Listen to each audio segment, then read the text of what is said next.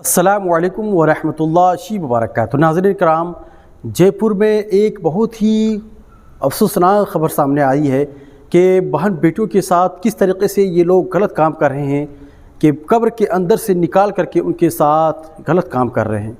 बताइए कितनी अफसोसनाक ख़बर है कि दुनिया में तो हमारे बहन बेटियों को चैन से ज़िंदगी बसर करने तो नहीं दे रहे, लेकिन अब कब्र के अंदर तक ये लोग पहुंच गए हैं। अब ये कौन लोग हैं, इनकी छानबीन हो रही है कि कब्र को खोद करके ये लोग उनके साथ गलत काम कर रहे हैं।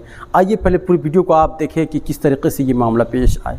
पाकिस्तान में आए दिन इस तरह की घटनाएं क्यों हो रही है? जब ये बात की जानने की हमने कोशिश की तो कई सारे चौंकाने वाले राज भी सामने आए। इस वक्त मैं मौजूद हूँ एक ऐसी ही कब्र पर जो कि एक महिला की कब्र है और इसे यहाँ पर खुदी हुई अवस्था में पाया गया था, जिसके बाद लोग भी यहाँ पर काफ़ी एक्टिव हो गए और उन्होंने अपनी ओर से जो लोग इस तरह की गतिविधियों को अंजाम दे रहे हैं उन्हें पकड़ने के लिए पूरी कोशिश भी शुरू कर दी। आखिरकार क्या वजह है, हम यहाँ के लोगों से ही जानने की कोशिश करते हैं। पहले तो आप अपना नाम बताएंगे? जी, मेरा हाजी अशफाक कुरैशी। हाजी साहब, कब्रों की खुदाई, वो भी केवल महिलाओं के कब्रों की खुदाई, कोई वजह समझ में आ रही है? सर, ये तकरीबन 10-15 दिन से ये काम हो रहा है यहाँ पर। हम जब भी आते हैं यहाँ देखते हैं, जिनके जो परिवार वाले होते हैं वो देखते हैं कब्र खुली हुई तो यहाँ के लोगों को सूचना देते हैं। ये क्या होता है, ज़्यादातर लेडीज़ों के साथ होता है ये काम। ये लेडीज़ों के साथ अल्लाह जानता है, ये उसके बाल काटते हैं, ये तांत्रिक लोग होते हैं या कोई नशेड़ी होते हैं। तकरीबन इस कब्रस्तान के अंदर नशेड़ियों का घेरा हुआ है। ये नलों के अंदर अपनी झोपड़ी बना के रहते हैं, कब्रों के अंदर सोते हैं। तो अभी हमारी जो टीम को मालूम चला है, नारी के नाके की जो टीम, कब्रस्तान की टीम है, इन नौजवानों ने यहाँ पर जो है पेरा डाला है और इनकी जो है इनको रोका है और पुलिस के हवाले किया। ये एक कब्र ही है या बहुत सारी ऐसी घटनाएं यहाँ पर सामने आई है और कब से है ये? नहीं सर, ये कब्र एक नहीं है, ये कब्रें कम से कम 5-7 कब्रें तो हमने नोट कर ली है इसकी। लेकिन 24 आवर्स हमारी टीम काम कर रही है, 24 घंटे, दिन में अलग है, रात में अलग है। और ये हमारे अक्की भाई हैं, ये हमारे पार्षद साहब हैं, हाजी लतीफ़ साहब, ये हमारे फिरोज भाई हैं। ये रात और दिन इसी चीज़ के अंदर लगे हुए हैं। दिन भर हम रात में अलग ड्यूटी देते हैं, दिन में अलग देते हैं। प्रशासन का भी सहयोग मिल रहा है हमें, अच्छा है उसका प्रशासन का।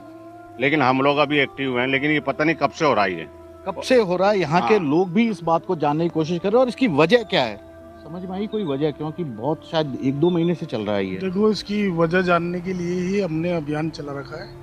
पूरी टीम, पूरी कौम, पूरे समाज के लोग लगभग 8-10 दिन से सुबह शाम का ये अभियान चला रखा है। एक टीम लगती है 10 से 1, एक टीम लगती है 5 से 8। और इसमें नशेड़ी है या तांत्रिक है या शिपली इलम वाले लोग हैं, वो जो भी जिस समाज के लोग हैं, कब्रस्तान में गलत हो रहा है।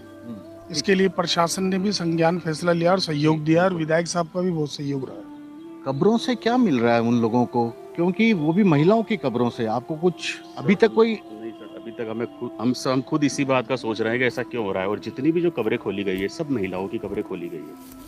और जो कब्रों के साथ भी छेड़खानी करना पाया गया है। कईयों के बाल काटे हुए हैं, सिर के बाल। यानी कि कफन चोर भी हो सकते हैं, बाल काटने वाले ये लोग भी हो सकते हैं।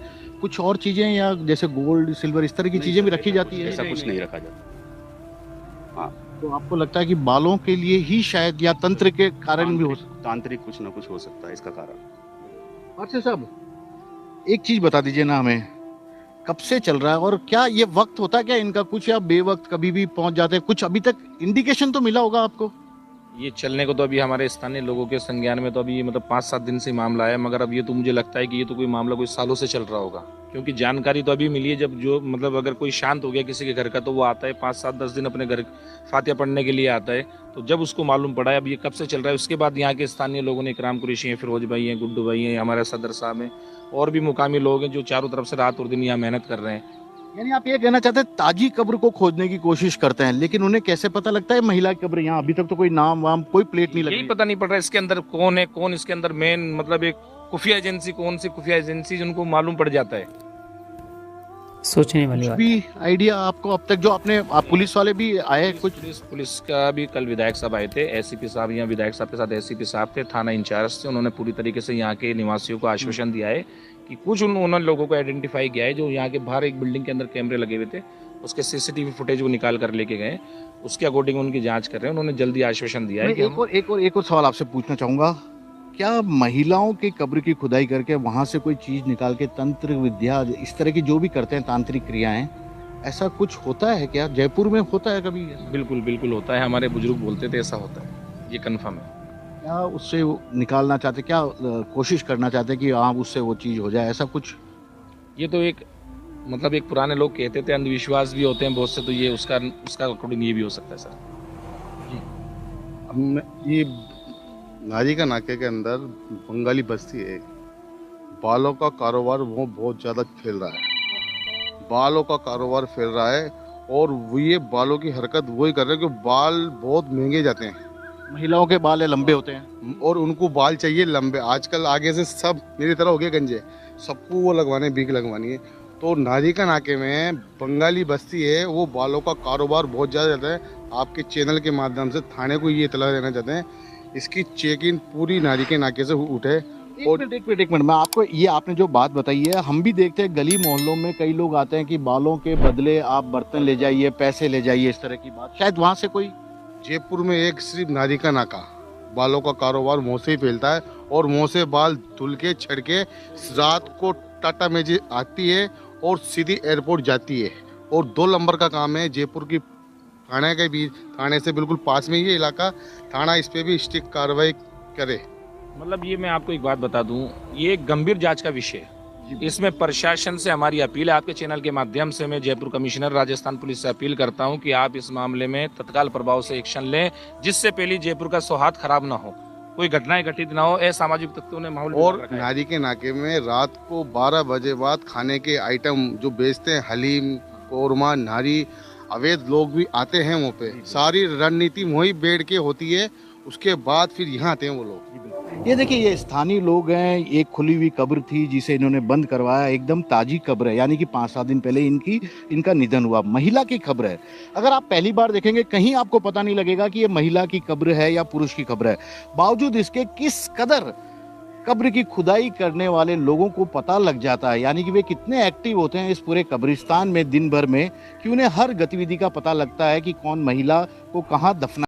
तो नाज़रीन कराम, आपने पूरी वीडियो देख ली है तो आपको सारी बातें आपको समझ में आ गई होगी कि ये मामला किस तरीके से भी पेश आया, कि कब्र के अंदर भी ये लोग चैन से रहने नहीं दे रहे हमारे मुसलमान बहन बेटियों के साथ। किस तरीके से ये लोग खिलवाड़ कर रहे हैं बताइए। ये वीडियो को आप ज़्यादा शेयर करें ताकि इन लोग जो ये काम कर रहा हो उसके साथ सख्त से सख्त कार्रवाई की जाए, उन्हें पकड़ा जाए, ताकि ये हरगिज़ ये काम ना करें। और अपने राय को कमेंट में ज़रूर बताएं कि इन लोगों के साथ क्या किया जाए। अस्सलामु अलैकुम व रहमतुल्लाहि व बरकातहू।